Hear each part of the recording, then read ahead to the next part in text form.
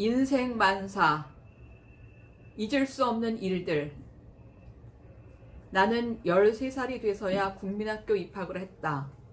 그것도 부모가 아닌 성당 신부님의 도움으로 시각장애인들이 공부하는 맹학교였다.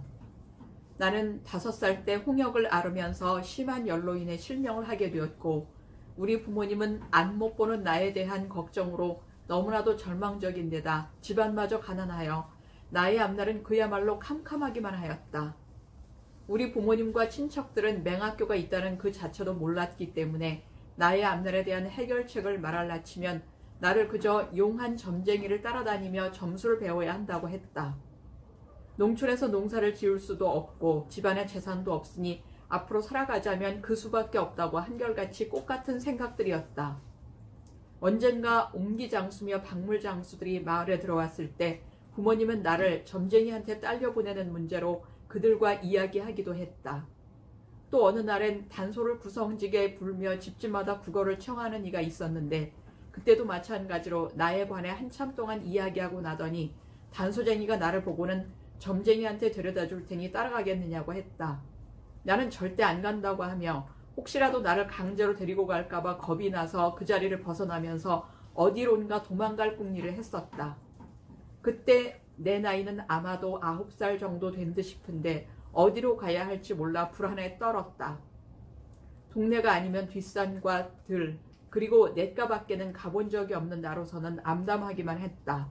그런데 다행히도 우리 이웃집에서 하룻밤을 지낸 단소쟁이는 아침밥을 얻어먹고는 바쁘게 동네를 떠나가 버렸고, 나는 마치 저승사자라도 물러간 듯 가슴을 쓸어내리며 안도의 한숨을 쉬었었다.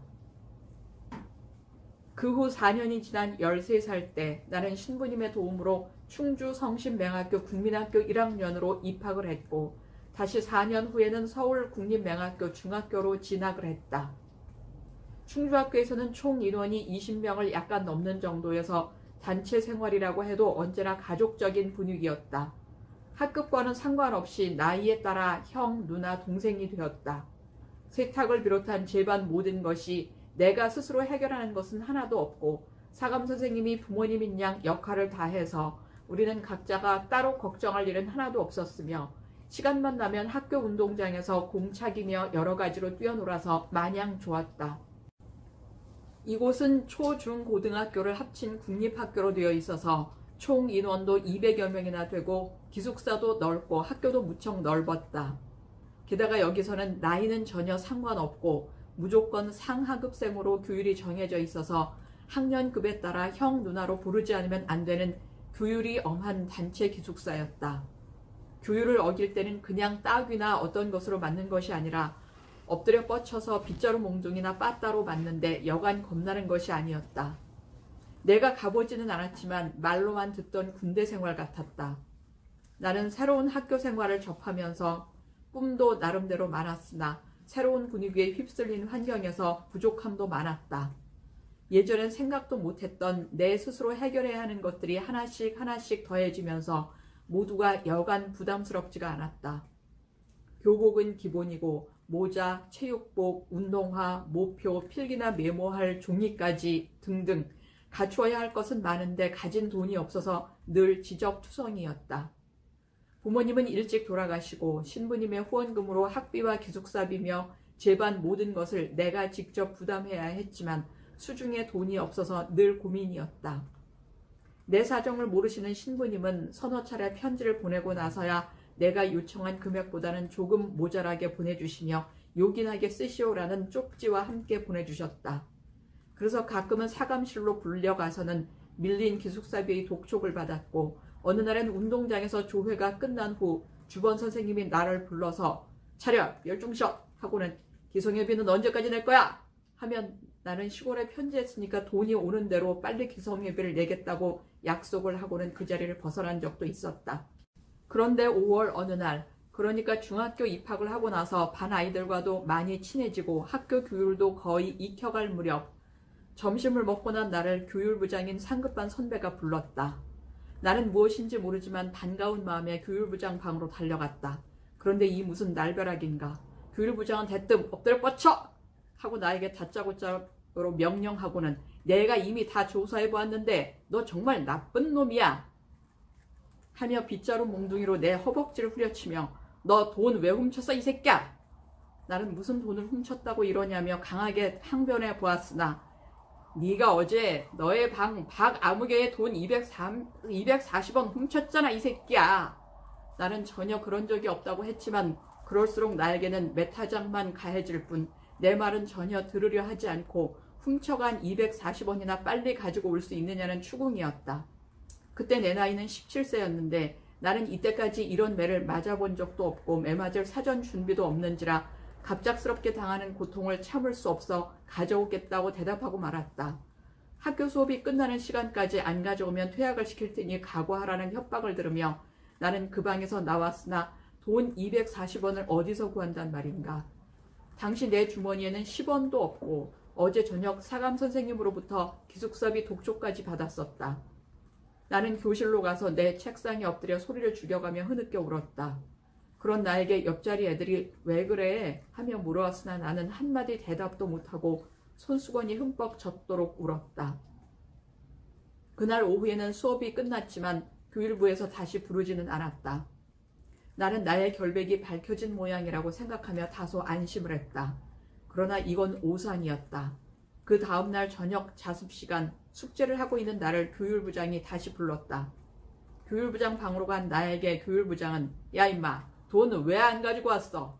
너 배짱이 그렇게 좋아? 너를 당장 퇴학시키기로 했다가 240원 때문에 너의 평생을 망치기가 불쌍해서 퇴학은 면하기로 했는데 대신 너 오늘 나한테 좀 죽어봐야겠어. 하며 으름장을 놓았다. 나는 비장한 각오로 말했다.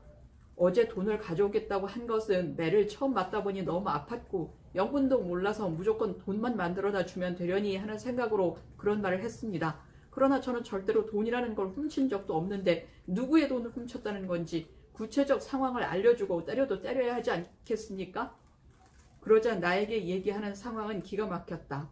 며칠 전 내가 책을 꿰매느라 한방에 있는 후배의 바늘을 빌렸는데 나중에 돌려줄 때는 귀가 부러진 것을 살짝 붙여서 돌려줬다는 것이다.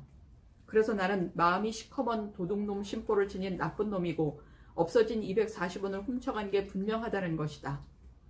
아니 바늘을 어떻게 붙일 수가 있으며 부러졌으면 그때 말할 것이지. 나는 전혀 몰랐는데 그런 일로 나를 의심하다니 이건 정말 억울합니다. 그렇지만 내 말은 한마디도 인정하려고도 하지 않고 매타작이 시작되었다. 나는 살이 찢어지는 고통에 이를 물어가며 하느님 도와주세요를 연신 청했다. 그러자 이 새끼야 하느님이 미쳤냐? 너 같은 도둑놈을 도와주게? 저는 도둑놈이 아닙니다. 절대로 돈 훔친 적이 없습니다. 새끼야 도둑놈이 언제 나 도둑입니다 하는 거 봤어 새끼야? 그날은 빗자루가 3개가 부러졌다. 빗자루는 나황이라는 나무여서 약하기 때문에 잘 부러지기도 했다. 1시간 동안 고문을 하던 교율부장은 자백을 받아내지 못하자 나를 독종이라며 나가라고 하고 내일 다시 부를 테니 그때는 부러지지 않는 몽둥이를 마련할 거라면서 허벅지에 기저귀를 채우고 오라고 엄포를 놓았다. 나는 악이 받친 소리로 그따위 기저귀가 뭐 필요합니까? 아예 홀딱 벗고 올 테니 시간 되면 부르세요. 하고는 방문을 힘껏 닫고 내 방으로 돌아왔다. 그로부터 다시 나를 부르지는 않았지만 나는 독종이라는 이름을 하나 더 갖게 되었고 3일 동안은 맞은 다리가 부어 잘 걸을 수가 없었다. 나는 신부님께 이 지옥 같은 기숙사를 벗어나서 하숙을 할 수 있게 해달라고 울면서 편지를 썼다. 이로부터 나는 기숙사가 싫어졌고 주변 학생들이 지옥 속의 악마처럼 느껴졌다. 특히 저녁 취침 시간 점호를 할 때는 점호받는 상급생이 악마 대장으로 여겨졌다. 며칠 후 마침내 신부님께서 보내신 편지가 왔다. 사감 선생님의 연락을 받고 사감실로 가는 중에도 나는 생각했다.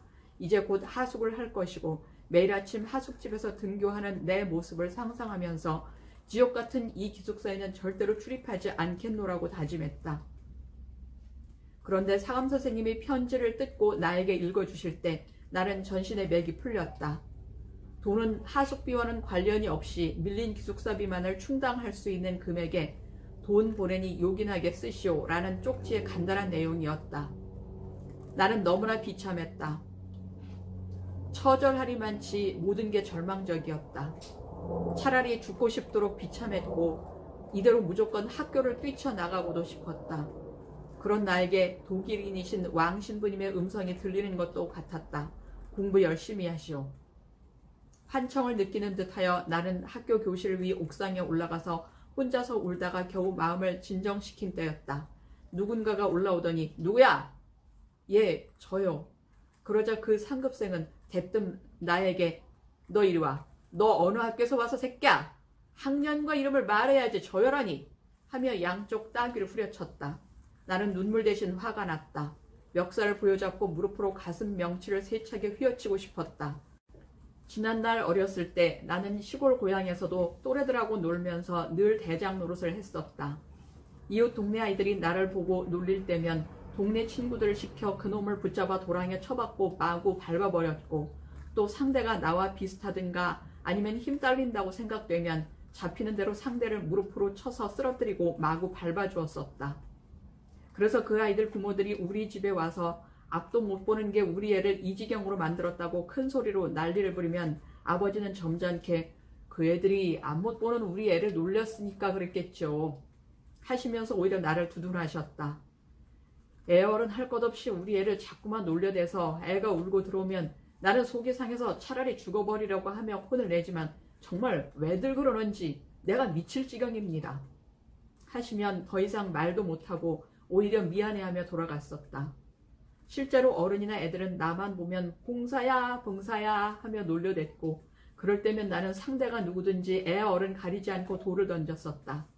그래서 동네 아이들은 항상 나를 두려워했고, 간혹 뒷동산 잔디밭에 가서 한국바퀴 놀이를 하면 언제나 나는 2대1 아니면 3대1로 하고 놀았다. 그만큼 나는 체질적으로 강한 편이었다. 이런 적도 있었다. 어느 때는 동네 여자아이들이 여러 명이 나를 보고는 봉사 봉사 어디로 가니 하며 놀려대기에 나는 돌멩이 하나를 집어들고 놀리는 여자아이들을 향해 힘껏 던지자 한 여자아이가 이 말을 정확히 맞고서는 그 자리에 주저앉아 큰 소리로 엉엉 울었다. 나는 놀라서 담장 뒤에 숨어 있었고, 나머지 아이들이 뛰어가더니 우는 아이의 어머니가 달려오셨는데 이마에서 피가 흐르는 것을 보시고는 깜짝 놀라시며 왜 이렇게 됐냐고 물으시면서 몹시 당황해 하셨다. 돌에 맞은 애가 눈 못 본 봉사애가 돌을 던져서 맞았어. 그러자 그 어머니는 너 또 그 애를 놀렸구나. 이 나쁜 기집애. 불쌍한 애를 왜 놀려? 차라리 죽어버려. 하며 펑펑 소리가 나도록 여자아이를 마구 때리셨다. 그 어머니는 돌아가신 나의 어머니 친구분이셨는데 간혹 어른이나 애들이 나를 놀리는 걸 보시면 불쌍한 애를 왜 놀리냐시며 큰 소리로 야단을 치시곤 하셨다. 그런데 이날은 당신의 딸이 놀렸음을 아시고는 화가 많이 나셨던 것 같았다. 그 아이는 엄마 내가 잘못해서 다시는 안 그럴게 하며 숨이 넘어갈 듯 꺽꺽거리고 땅에 뒹굴며 울자 큰 소리로 일어나 하시고 따라오라고 하시며 집으로 데리고 가셨는데, 집에 가서 얼마나 혼이 더 났는지는 몰라도 그 다음부터는 나만 보면 놀리던 그 애가 안녕하세요 하며 인사를 했다. 그뿐만이 아니다. 이상하게도 그 후로는 애건 어른이건 나를 놀리는 사람들이 없었다. 지금 우리 둘밖에 아무도 없는 이곳에서 내 앞에 있는 이 선배 하나쯤은 바닥에 맺히고 밟는 것은 자신이 있었다. 하지만 내가 제일 겁나는 것은 퇴학이다. 더구나 나는 지금 손버릇이 안 좋다는 누명을 쓰고 있는데 선배한테 반항하여 폭력까지 행한 나쁜 놈이라고 알려지면 틀림없이 학교에서는 퇴학을 당할 텐데 신부님을 어떻게 빌 수 있을까? 순간 이런 생각을 하게 되자 화가 났지만 꾹 참고 말했다. 예, 조심하겠습니다. 하고는 이를 악물고 옥상에서 내려왔다. 충주에서 온 대선배들을 찾아서 하소연을 해보고 싶었지만 선배들은 이미 내 소식을 듣고 불량한 후배로 여기며 슬금슬금 피했다. 억울함과 서러움을 어느 누구에게 하소연할 수도 없었다. 그러자 나에겐 새로운 각오가 생겼다. 좋다. 내가 결백하다는 것은 하느님은 아신다. 누가 뭐라고 하든 나는 공부만 하면 된다. 그리고 나도 상급생이 될 테고, 그러면 그때 나를 때린 저 선배 새끼도 어떤 놈인지 알 테니까 두고 보자. 나를 도둑으로 몰아붙이고 죽도록 때리는 선배 새끼도 언젠가는 가만두지 않을 테다. 오늘 내가 흘린 눈물보다 몇 배나 더 많은 고통으로 뒤범벅이 된 피눈물을 나게 해줄 테다. 하며 이를 갈았다. 다행히도 주변 학생들은 아는지 모르는지 나를 대하는데 전혀 다른 점이 없었다. 달라진 것은 충주학교에서 먼저 온 선배들이 나를 대하는 게 어색했다. 그들은 내가 정말 손버릇이 안 좋다고 생각했던 것 같았다. 나는 생각을 달리하고 선배들의 도움 따위는 생각 않기로 했다. 이때부터는 내 방 외에는 그 어떤 일이 있더라도 다른 방에는 가지 않기로 결심하고 학교 수업이 끝난 후에는 내 방이 아니면 학교 운동장에 나가 놀았다. 그리고 토요일과 일요일에는 무조건 성당에 갔다. 그러던 어느 날 돈을 도둑 맞았다던 박 후배가 나를 찾았다. 이웃과 아무도 없는 곳으로 나를 데리고 가서는 형 미안해. 돈을 훔쳐간 사람을 알았어. 며칠 전 내가 돈 빌려준 엑스 선배로부터 돈을 받았는데 내가 없어졌다는 그 돈이었어. 그 돈은 절반이 찢어져서 내가 우표로 붙여놓았었는데 그 돈이 그 엑스 선배한테서 나오더라고. 그래서 이 돈이 어디서 나온 돈이냐고 물었더니 시골 부모님이 보내주셨다고 했어. 거짓말 같아서 사감질에 가서 최근에 엑스 형한테 돈 온 적이 있느냐고 알아보았더니 전혀 그런 적이 없다는 거야. 생각해보니까 돈이 없어진 그날 그 엑스 형이 내 책상 앞에서 책이며 여러 가지를 뒤적이고 있었거든. 나는 피가 머리 끝까지 끓어오르는 것을 느꼈다. 알았어. 지금 당장 교육부에 가서 말하겠어. 그러자 그 후배는 내 팔을 힘있게 붙잡고 애원하듯 내게 말했다. 모두가 다 잊었는지 조용해진 지금 다시 문제를 삼는다면 또 시끄러워질 텐데 참았다가 훗날 기회를 모아서 밝히자고 신신당부해서 나는 좋다며 그 대신 졸업 때 그 자식을 반쯤 죽여주겠다고 결심을 붙이고 교육부에는 안 가기로 했다. 그리고는 나름대로 각오를 단단히 하며 나의 결백함을 하느님만은 아실 테니까 열심히 공부하고 운동이나 하자. 그렇게 마음먹고 나는 철봉이며 평행봉을 열심히 하고 틈나는 대로 기숙사 뒤에 있는 엮이드는 일도 했다. 그러면서 2년이 지나는 동안 어느새 기숙사 내에서는 나를 건실한 학생이라면서 모범생으로 소문이 퍼져가고 조회 시간에 표창장까지 받았다. 이미 나를 때렸던 선배들은 졸업하여 나갔고 차츰 나에게는 즐거운 일들이 생겨서 학교 생활이 마냥 좋았다. 이때는 신부님이 주시는 돈으로는 늘 모자라서 선배의 추천으로 삭필기감을 가져다 괜찮은 금액으로 필기를 열심히 했기 때문에 부족함도 별로 몰랐고 때마침 문교부에서 전국 특수학교 직업보도 실기 경진대회를 실시하기로 했는데 그 내용은 타자기, 공작, 악기 등 그 외에도 개인들이 많은 소지를 찾아내어 출전시키도록 했다. 담임 선생님께서는 우리 반에서도 반 대표로 한 사람 무엇이든 나가야 한다며 누가 나갈 건지 반장에게 빨리 정해서 알려달라고 하셨으나 아무도 나서질 않았다. 아무리 봐도 대회에 출전할 거리가 없어서 아무도 나서지를 못했다. 한참 동안 반에서 의논 끝에 반장을 비롯한 모두들 나를 지적하며 점자 타자기 대회로 나가보라고 했다. 나는 정색을 하며 거절했지만 결국 억지로 떠밀리다시피 대답하고 10여일밖에 안 남은 동안 점자 타자기 연습을 맹렬히 했다. 연습 내용은 국어책에 나오는 페스탈로치 선생에 관한 내용이었다. 밤낮으로 연습하다 보니 이 한 과목을 다 외우다시피 되어버렸다. 마침내 대회 당일날 넓은 교실에 전국에서 모여든 타자기 선수들이 무척이나 많았다. 모두들 들뜬 분위기로 장내는 왁자지껄했다. 이윽고 포상 내용이 공고되자 1등은 상금 5,000원, 2등은 3,000원, 3등은 1,500원이었고 갑자기 조용해졌다. 나는 나와는 관계없는 일로 생각하고 그냥 들어 넘겼다. 그만큼 기가 죽었던 것이다. 남들은 평소에 늘 익숙하게 쓰던 타자기를 나는 열흘 동안 연습한 걸 가지고 아무것도 기대할 수가 없었다. 어쩔 수 없이 국립맹학교 대표로 체면치레하여 자리만 채우는 격이었다. 수많은 타자기 선수들이 자리가 배치가 되고 문제를 제시할 선생님이 한가운데 서서 주의사항을 일러주었다. 부르는 것을 받아 써야 하는데 되풀이해서 부르지는 않을 것이니까 못 받아 썼으면 재빨리 다음 것을 받아 써야 한다고 강조하시고 많은 타자기 소리 때문에 잘 안 들릴 수도 있을 테니 정신 바짝 차리라고 하셨다. 드디어 시작되었다. 아, 그런데 이게 웬일인가? 하느님의 도우심인가? 요란한 타자기 소리에 들릴 듯 말 듯한 그 내용은 내가 그렇게도 열심히 외우다시피 하며 연습하던 페스탈로치 선생의 내용이었다. 나는 듣는 둥 마는 둥 하며 외운 대로 신나게 써나아갔다. 한 페이지 반을 썼을 때 거기까지 하여 나는 얼른 학교와 이름을 쓰고 자리에서 일어났다. 다들 잘못 썼는지 도대체 들려야 쓰지 하는가 하면 나는 2장 썼는데 거의 쓴 것 같아 하며 아쉬운 반 자랑 반들이었다.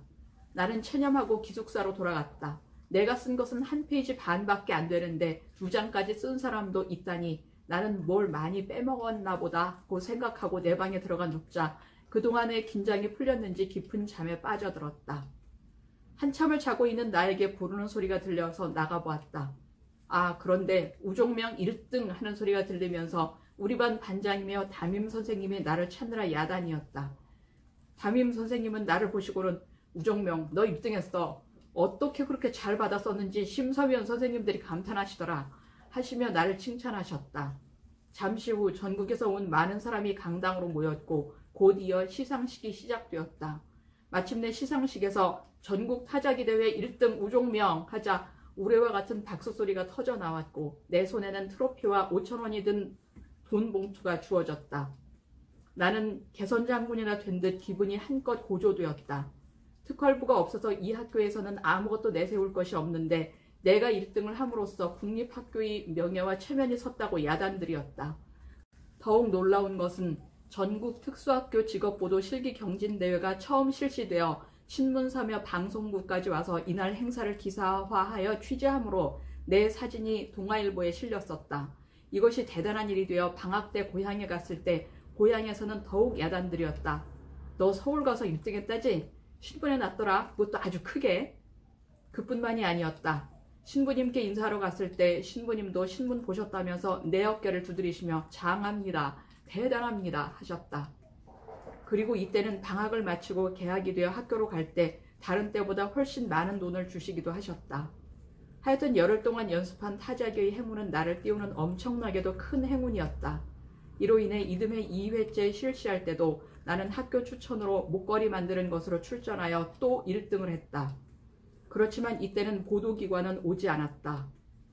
하지만 1회에 이어서 2회 때도 거듭 1등을 하자 학교 선생님들은 나에 대한 칭찬을 많이 하셨다. 학교 생활 초기에는 그렇게도 나에게 아픔을 주던 학교 생활은 즐겁고도 화려하게 만들어 주었고 이제는 모두가 내 편인 것 같았다. 그 무렵 우리 기숙사에는 유도 5단 선생이 사감으로 들어왔고 학교 교장도 유도 5단이었다. 그러자 학교에는 도장이 설치되고 맹학생들이 떨어지거나 부딪힐 때는 운동신경이 발달해야 반사적으로 자기 몸을 보호하는 반사신경이 발달한다며 학교 체육 시간에 유도를 가르치기로 했다. 또 특활부로 유도부를 만들어서 중3학년에서 고2학년까지로 하여 20명을 선발했다. 나는 마음먹고 유도부에 들어가서 매일같이 도장에서 살다시피 하면서 몸을 열심히 단련했다. 그럭저럭 약 3년간을 도장에서 맹훈련하다 보니 힘쓰는 데는 웬만큼은 자신이 있는 것도 같았다. 그러나 고등학교 졸업하고 교문을 나설 때 나에게 누명을 씌운 그 X를 반쯤 죽여놓겠다던 내 결심은 사회생활로 진출해야 할 걱정으로 다들 겁을 먹고 있는 상황에서 봄눈 녹듯 사그러지고 반대로 너 때문에 내가 운동을 열심히 했으니 고맙다 라는 생각에 악의적인 생각은 멀리 날려버렸다. 그렇다. 세상을 살다 보면 나쁜 일도 있고 그 다음에는 좋은 일이 있는 법인데 좋은 일을 맞이하자면 반드시 나쁜 일이 먼저 온다는 걸 나이 먹고 나서야 알았다. 인생 만사 세웅지 마라는 말은 한치 앞을 모르는 우리들이 곰곰이 새겨보아야 할 말이라고 나는 생각한다. 결국 나는 거친 생활을 통해서 체력을 단련시키게 되었고 지금은 그 누구도 미워하지 않는다.